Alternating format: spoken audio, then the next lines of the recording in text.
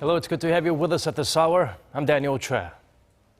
To mark Korea's Liberation Day on Monday, the nation's ruling and opposition party lawmakers have decided to come together to visit Dokdo, part of efforts to counter Japan's false claims of sovereignty over the easternmost islets. Kwon So-ah starts us off. 10 lawmakers from the ruling Saenuri Party, the main opposition Minju Party of Korea, and minor opposition People's Party are scheduled to visit Dokdo Island on Monday to mark National Liberation Day on the 71st anniversary of Korea's independence. The legislators are expected to offer words of encouragement to the Dokdo Guards, the police force that protects the islets. They'll also inspect facilities there and meet with civic groups also visiting Dokdo. The lawmakers criticized the Japanese government Sunday for expressing disapproval of the politician's trip through the Japanese embassy in Seoul on Saturday. It's very natural for South Korean parliamentarians to visit Dokdo, which is South Korean territory. It's disrespectful for the Japanese Foreign Ministry to tell us not to go. Saenuri Party lawmaker Na Kyung-won, who is heading Monday's delegation, said she's appalled by the complaint and that Tokyo is overreacting.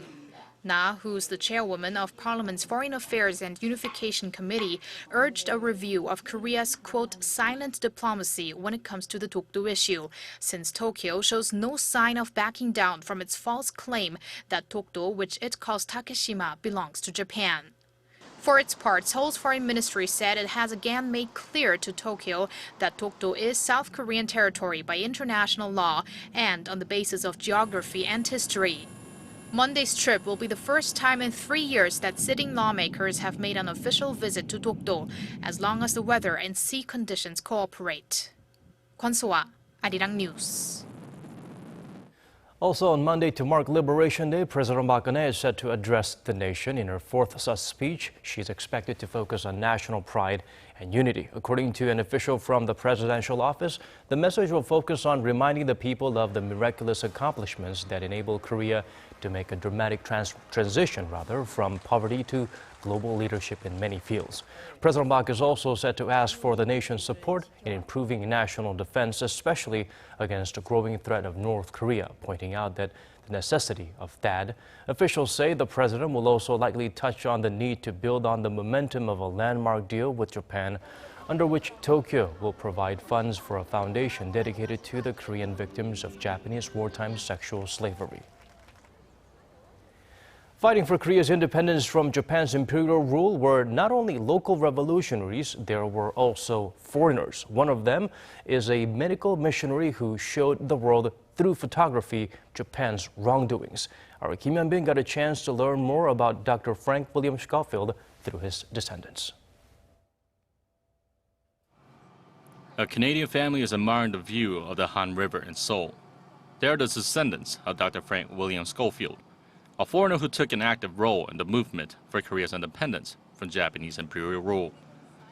Dr. Schofield's grandson, granddaughter, and great-granddaughter are in Seoul to commemorate his legacy. It's a great grandfather. We knew he was quite important, but we didn't know everything about him. All of that came to light after his passing. Dr. Schofield's photos of Korea's March 1st independence movement in 1919 will serve as important documentation for the world of Japan's brutal occupation. A month after those historic demonstrations, he also photographed the aftermath of the Cheomni massacre, where Japanese imperial forces slaughtered some 30 villagers in Cheomni in an effort to put down the independence movement spreading throughout the country.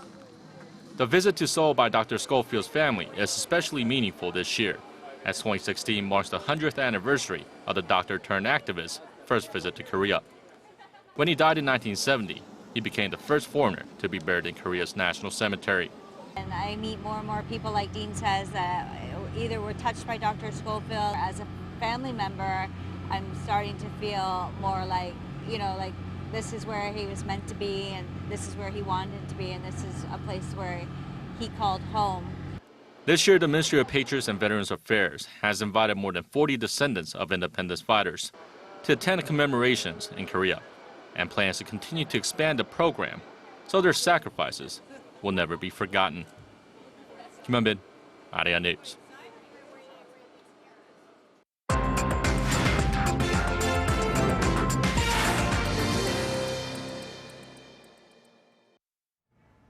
Hello, I'm Kwon Jang-ho, here to give you another round of updates from Rio. There have been some early starts on day 9 of competition. The final round of the golf is underway, with Korea's An Byung-un teeing off about 20 minutes ago. The final group, with leaders Justin Rose, Henrik Stensis and Marcus Fraser, will tee off in about half an hour. We have early results in the badminton, with Korea's Hyunmoo booking his place into the top 16 of the badminton singles. He beat Artem Podkarov of Ukraine 2-0.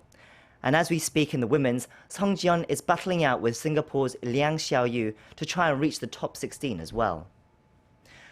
And the women's marathon race has also begun in another busy day for athletics that includes the Olympic marquee event, the men's 100 metres. Team Korea will be looking for a better day than Saturday, which saw no medals and a disappointing loss for the Korean men's football team as they crashed out of the competition with a 1-0 defeat against Honduras. Korea controlled most of the game, but a lack of cutting edge and an opposition goalkeeper in dominant form proved their undoing. Star player Son Heung-min had several chances to score, but couldn't find a way past Honduras' Luis Lopez. Instead, Albert Ellis bagged the winner in a quick counter-attack that sliced through Korea's defence. It's an unfortunate end to a campaign that Korea had hoped for a medal in. Now, turning to the rest of the news from Rio on Saturday, it's goodbye to Michael Phelps. On the final day of swimming in Rio, he won what's likely to be his last Olympic gold. Phelps cemented his status as the most successful Olympian of all time by collecting 23 golds in his Olympic career, and the final one in the men's 100-metre medley relay. He's insisted that he won't be back for Tokyo 2020, but he said similar things after London 2012, so who knows? He's only 31, and his US teammate Anthony Irvin became the oldest swimming gold medalist at the ripe old age of 35. Also on Saturday, Britain's Mo Farah successfully defended his Olympic title in the 10,000 metres, despite a big fall in the 10th lap. Like a true champion though, he got up to battle back and win the gold. And as mentioned earlier, the men's 100-metre race will be taking place on Sunday. Usain Bolt and Justin Gatlin comfortably made it through the heats on Saturday. The semi-finals will take place Sunday at 9 p.m. Brazil local time, and the finals at 10:25. That's all from me. I'll be back tomorrow to give you the latest updates from Rio.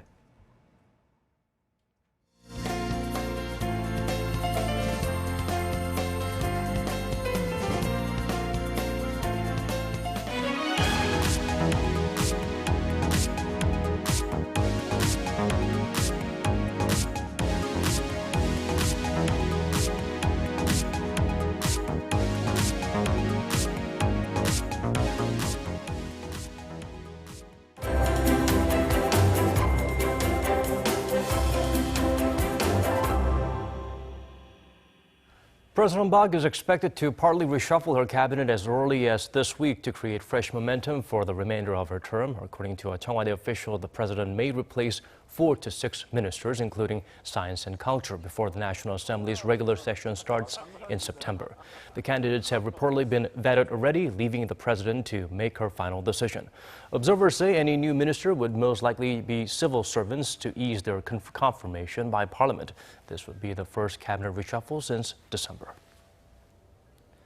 Korea's national budget next year may, for the first time, exceed 400 trillion won, or about $362 billion. That's roughly double the amount it was back in 2005. According to officials, the estimate is based on the government and ruling Saenuri Party's recent agreement to increase the 2017 budget by 3 to 4% from this year. Key contributors to the rise include programs to improve youth employment, low birth rate, and aging society.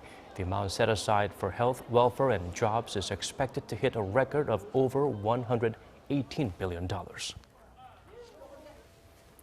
To be better prepared against North Korea's growing nuclear threats, Seoul is devising a strategy to take out the regime's missile bases simultaneously if a conflict breaks out. It includes deploying more indigenously made missiles. Connie Kim fills us in on the triple defense posture. In the face of North Korea's growing nuclear threat, South Korea plans to significantly increase its arsenal of Hyunmoo missiles, which in the event of conflict would be used to simultaneously destroy the North's ballistic missile bases. Exactly how many will be deployed has not been specified, But a South Korean government official said Sunday that Seoul's plan to establish what it calls a triple defense posture includes the addition of more surface-to-surface Hyunmoo 2A and 2B missiles, which have a range of up to 500 kilometers, and Hyunmoo 3 cruise missiles with a target range of 1,000 kilometers. The idea of establishing a triple defense posture was first mentioned by Defense Minister Han Min-gu last month. The idea is to neutralize Pyongyang's missile threat in 3 ways. The Hyunmoo missiles, which target the North's missile bases. The Korean air and missile defense system, which is designed to shoot down missiles in flight. And the so-called kill chain, which would preemptively destroy missiles before they're launched. The plan comes as North Korea is believed to have up to 1,000 missiles it can fire from its 3 missile belts. The first belt with up to 600 Scud missiles. The second with some 300 Nodong missiles having a range of up to 1,300 kilometers. And the third belt, which is armed with ICBMs and up to 50 intermediate-range Musudan missiles. South Korea has been trying harder to deter and respond to Pyongyang's missile provocations, especially in the light of the North's seemingly endless drive for nuclear weapons. Next month, South Korea will equip its guided bombs with supposedly jam-proof GPS technology from the U.S. military to more effectively counter the North's long-range multiple rockets. Connie Kim, Arirang News. Staying in the nation, Monday is forecast to be this summer's hottest day yet. According to the Korea Meteorological Administration, the longest streak of extremely hot weather, defined as a daytime high of over 33 degrees Celsius, was 25 straight days in 1943. That's followed by 17 days in 1930 and 14 in 1994. The number of people showing up at emergency rooms with heat-related illnesses has surpassed the 1,500 mark. That's 1.5 times more than last year. As of Sunday evening, 13 people have died from heat stroke and other heat-related conditions, already 2 more cases than last summer. The KMA also advised those in the nation, especially senior citizens and children, to avoid outdoor activities and remain indoors in well-ventilated areas. Moving on to the temperatures, Seoul and Gwangju will start the day at 26, Jeju 27 degrees Celsius on Monday. The mercury shoots up all the way to 33 in all 3 areas. Much needed relief in the form of precipitations almost all day in Gangneung and Gwangju. And now let's check out the weather conditions in your neck of the woods and around the world.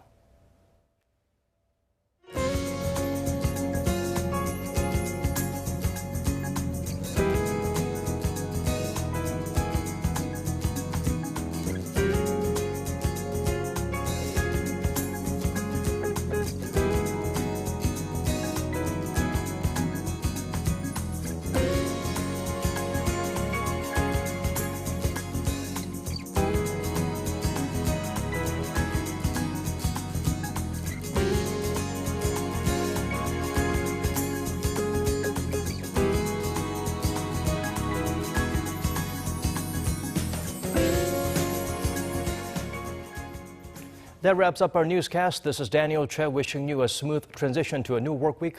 Thank you for watching.